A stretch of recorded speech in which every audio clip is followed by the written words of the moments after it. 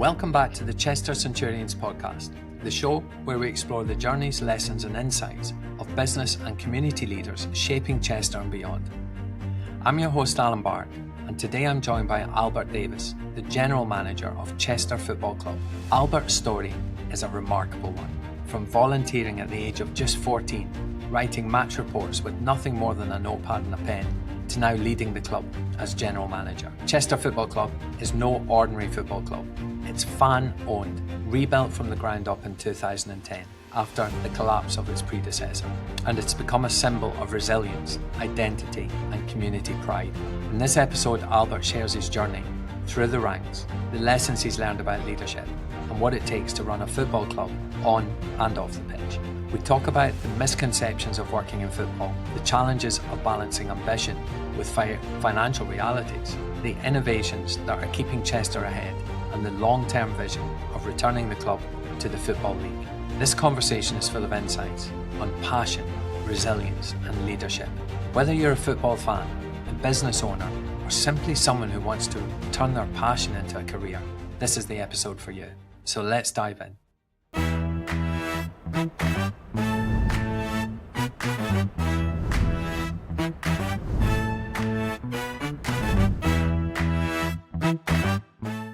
Albert, welcome to the Chester Centurion podcast. Thank you, Alan. Really appreciate you having me and looking forward to chatting. Yeah, so before we get started, Albert, tell us a bit about yourself and your journey to General Manager of Chester Football Club. Yeah, so my journey, my sort of association with the football club probably started when the year the club reformed, so 2010, so 15 years ago now, which time does indeed fly.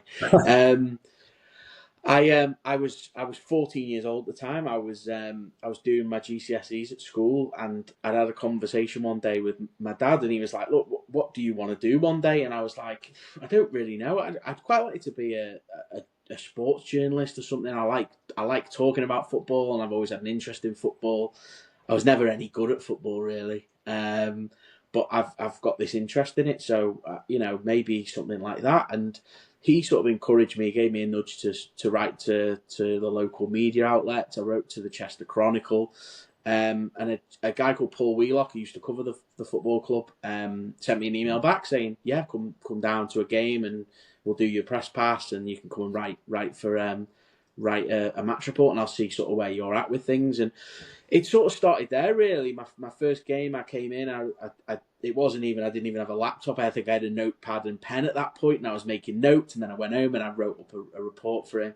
I continued to do that for a few months, and then the programme editor at the time, Rob Ashcroft, asked me if I wanted to write the reports for the programme.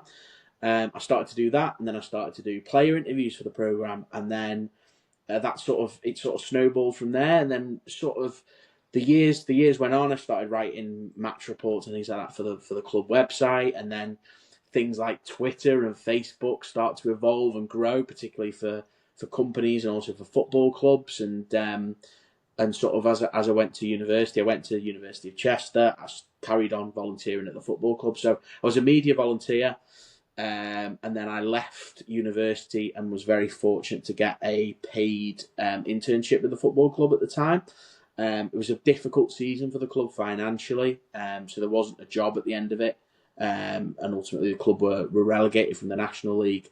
But within a few months, there was an opportunity for a part-time media officer role here, which I applied for and got the job. And then from there, they've sort of been stuck with me ever since in an employment standpoint. The part-time job became a full-time job as media officer. Then it became a full-time job, but taking on some more like of the administration side of the football club. And then when Georgina Slowinski, the previous general manager, left, the board asked me if I wanted to sort of to have a go, if you like. It was probably a little bit more thought out than that. It wasn't that casual. But at the time, look, I didn't know media at all really that I'd ever done. Obviously, my job role had evolved a little bit at the football club, but at that time it was a 6 months. 6 months to this was last February, for both sides, just to see how it goes and how it went. And everyone I spoke to, I said the same thing. I remember at the time, I think I was surprised how much I enjoyed it, how much I enjoyed that variety within the role. And I think sort of having a hand in every sort of different aspect of the football club I really enjoyed, and the secondment became a permanent position here, and that's where we are today. Very good. Wow, what a story! And when you got that promotion to general manager, what were the initial thoughts about skill gap? How were you feeling at the time? I don't know. I feel like everything that I've done here, and every time I've sort of made a step up, I've just sort of taken it in my stride. I think I think the one thing that I always say about myself is that I was always concerned, particularly when from a media side, I was a bit like, I can do this and I can do that and I can do this and I can do that, but I'm not an expert at any of these things. Mm-hmm. And at that time, I was at a bit of like my development as a person in my role. I was a bit like, maybe I need a skill, but what I've found coming into this role is it's actually served me well, having in this sort of position, having a good idea of different parts of the football club, not necessarily being an expert in anything, but having an understanding of all these different aspects of the football club has actually served me really well coming into this role, and been really easy for me to hit the ground running and hopefully be successful. I think the biggest takeaway for me, Albert, if I can, is, as a 14-year-old boy, you've taken your self-development really seriously throughout your whole career. And that's why you are where you are now, is that focus and determination and almost a passion for your own self-development. And I think there's a big lesson there for a lot of people. I think particularly when I was in the media role, and we needed, it's not just a one-man band, is it? You need help from certain areas, and the way that the club's run, it's reliant heavily on volunteers. And when we would recruit for volunteers for the media side, I wasn't. It's going to sound like, again, quite a casual thing to say. I wasn't really fussed about somebody's skill set or where they were at in terms of their ability to write a match report or to commentate. I was more bothered that they were really keen to show up. They wanted to be here. They want to improve. They want to hear from you and how they can improve their skills. They want to take as much opportunity on as possible. And I feel like I always saw that quality in those people, because that's what I could see in myself back then. I don't think I was ever, and I would probably say it now, to be fair, I do feel that sometimes, is that I don't ever necessarily, I've not got an overinflated ego of myself. I don't think I'm the most talented person in the world. But what I do feel is that I like to think that I work harder than anyone else. I will put the hours in. And if there's things that I don't understand, I will work really hard. I almost have this obsession with trying to understand it better, to almost become like an expert in it, hopefully one day. And I think for me, that's something that served me quite well sort of over these 15 years. 100%. So going to the club itself now, Chester Football Club is such a unique story. What do you think has been the driving force behind the club's identity and resilience over the years? I think over the past 15 years, since the club reformed as a fan-owned entity, I would say a lot of it is probably the scars of the past. I think that without going too much into detail about the history of the club, ultimately it was passed from pillar to post of shady owner to shady owner, and it's almost, Chester were almost one of the, almost like patient zero of that, because you see it it's so commonplace now in football, these owners that get into business, and these clubs that find themselves in financial difficulties, some of them, your likes of Bury, stuff like that ultimately cease to exist, like this football club did 15 years ago. The club came back as fan owned, and I think sticking to those principles, but also having an understanding of what's happened in the past, was so important for this club to keep going. But I think from the inside, from my side, it's just really important to have good people too. So we talk about the staff off field that we have here, the volunteers that we have here, the players, the directors who are volunteers as well, the manager, the coaches.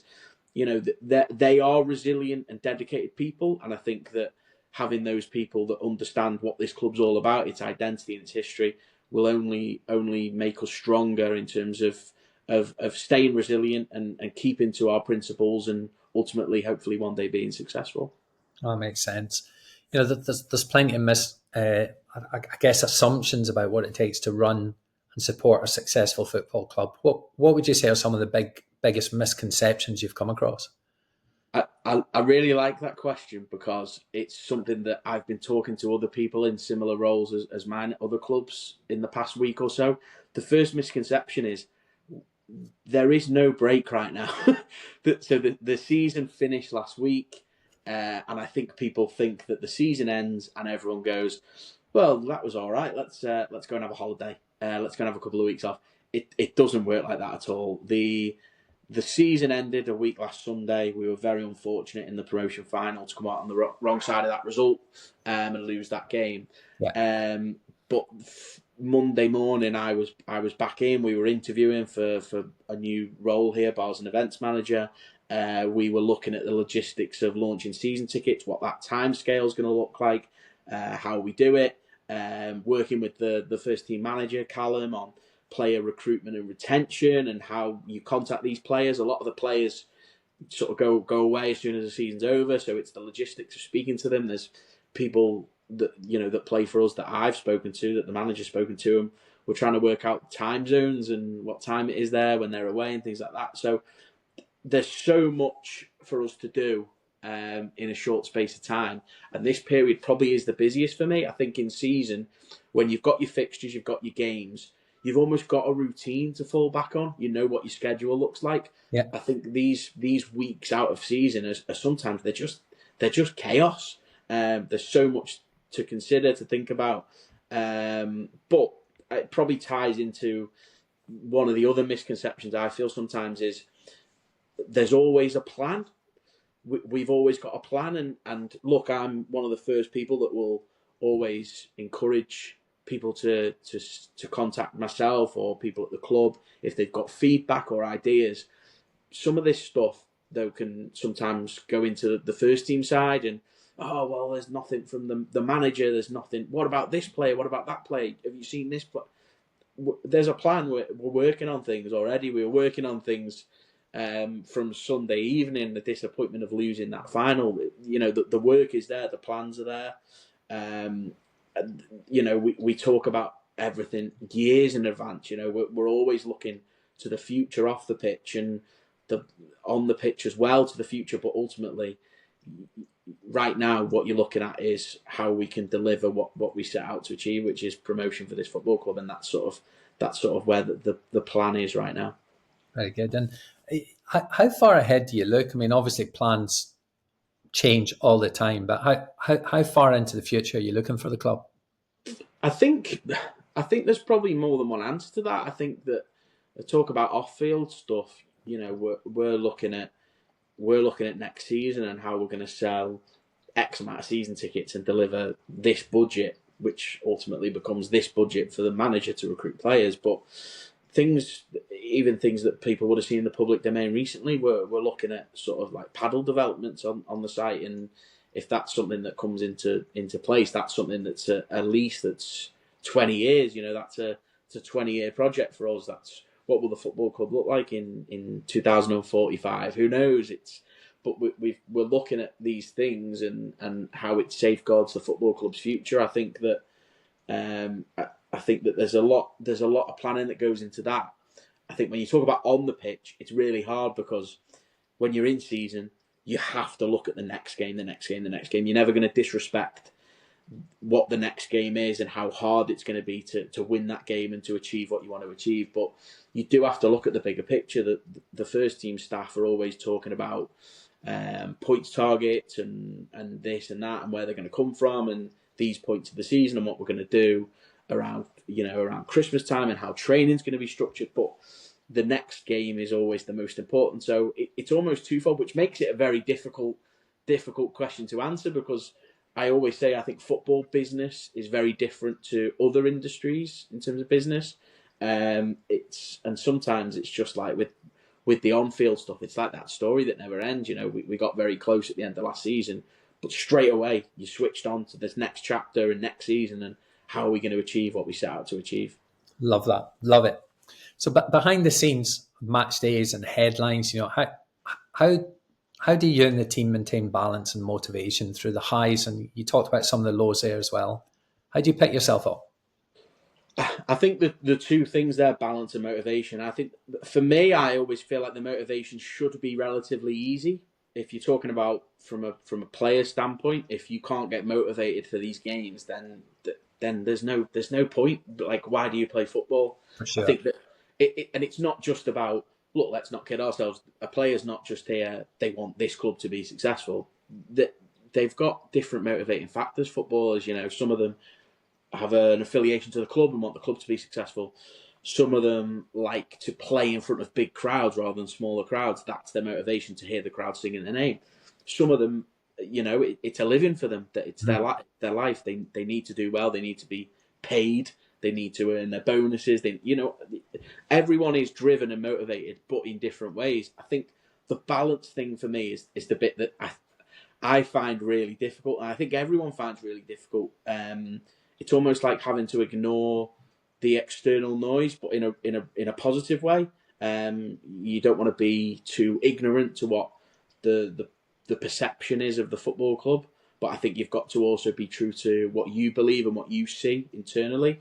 So a good example was in October we lost away to Ashton 4-0, and there was a lot of negativity that night. I think we were in a difficult place.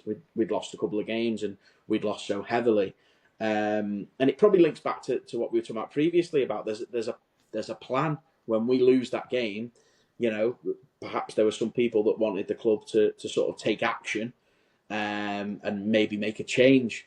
We looked at it sort of in the way that you've got to do. You've got to look at these things, look at the facts, look at the numbers, and I think that we weren't in as bad a position as I think people would have made out. We were really disappointed that night. We'd lost the game 4-0 to a playoff rival, and we'd lost so heavily to them, and there was a lot of frustration that night. But you've almost got to take the emotion out of it and go, actually, where are we? How do we achieve what we want to achieve? And we had some really productive conversations, which we always do. We had a plan, which is what we talked about, and ultimately we were able to we didn't need to make too many changes. We made a few tweaks in terms of the playing personnel over the coming months, and there were perhaps some tactical changes from the management side, but we were able to turn things around. And actually, what we achieved in the second half of the season, getting 50 points from the last 23 games of the season, if you equal that out across a 46-game season, you'd have got 100 points. You'd have won this division, which would have been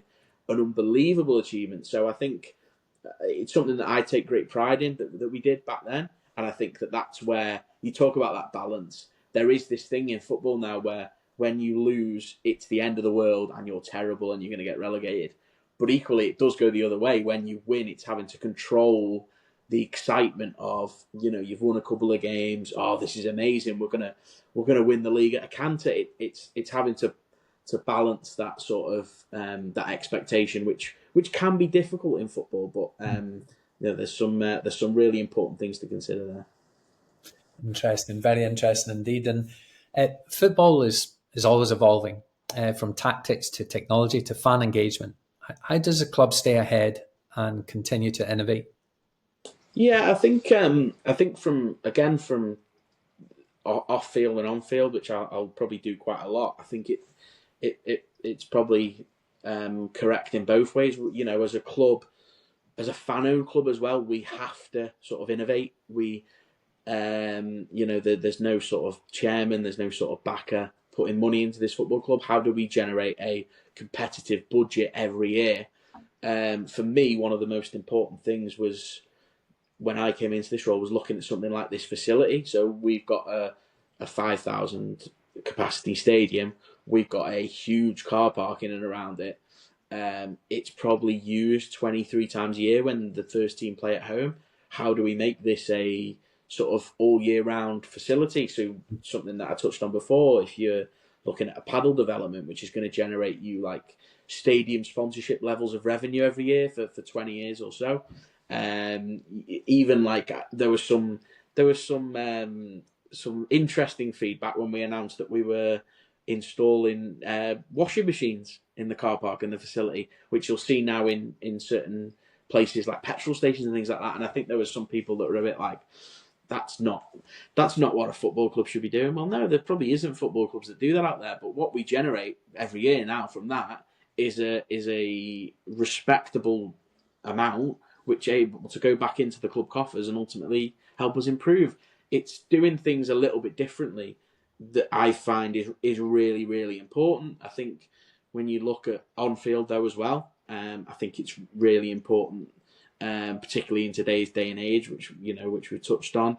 The club and the management have to look at the numbers and sometimes probably trust the numbers as well, but also, you're looking at you can be data driven now. Even look at things like GPS vest which players wear and tracks how far they run, how fast they run, how long they run fast for. It's really important data that actually is used really to the benefit of the staff to improve, to do things differently. They might want to do things the same way. They might think a player didn't run as much as he did, and then you look at the data and go, well, that was my perception. My perception was wrong. So I think in terms of from a technology side, that's really important. I remember a funny story by Sir Clive Woodward talking about before GPS. He went to see Alex Ferguson at Man U, and they had these cameras all around the pitch, monitoring the players. And he said, Sir Clive says data is everything. So he went to the rugby union and tried to get these cameras installed. And eventually got them, these massive, massive cameras. But then, now you could probably do it on your phone, right? But back then it was these big things.